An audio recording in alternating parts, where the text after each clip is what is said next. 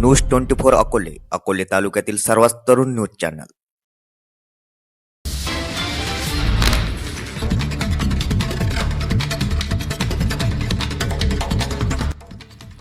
अकोले तालुक्यातील पठार भागात कोरोना महामारीनंतर वारंवार विनंती अर्ज करूनही बस सेवा पूर्ववत सुरू केल्या नसल्याने येत्या 10 दिवसात बस सेवा पूर्ववत सुरू न झाल्यास अकोले डेपो बंद करत अकोले बस स्थानकावर ठिय्या जनआंदोलन करण्याचा इशारा विकास क्रांती सेनेने निवेदनाद्वारे दिला आहे।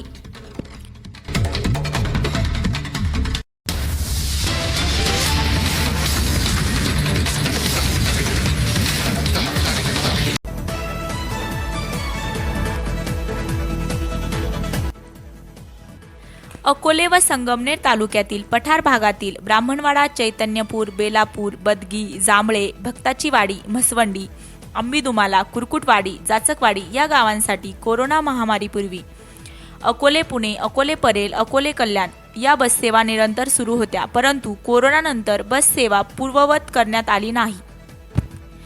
बस सेवा सुरू करण्यासाठी विविध ग्रामपंचायत, समाजसेवक, शेतकरी, विद्यार्थी, महिला, तरुण, वयोवृद्ध नागरिक, सामाजिक तसेच राजकीय संघटना यांनी वारंवार विनंती अर्ज करूनही बस डेपो अधिकाऱ्यांनी जाणीवपूर्वक दुर्लक्ष करत नागरिकांच्या मागणीला केराची टोपली दाखवत बस सेवा पूर्ववत केल्या नाही।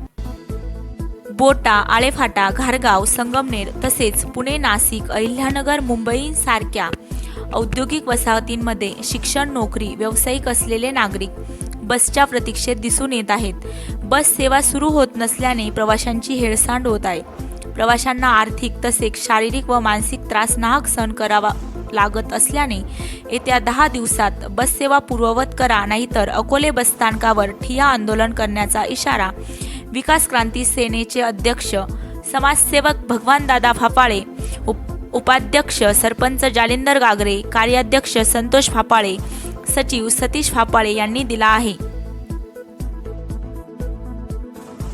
न्यूज 24 अकोलेसाठी प्रतिनिधी सतीश फापाळे, अकोले।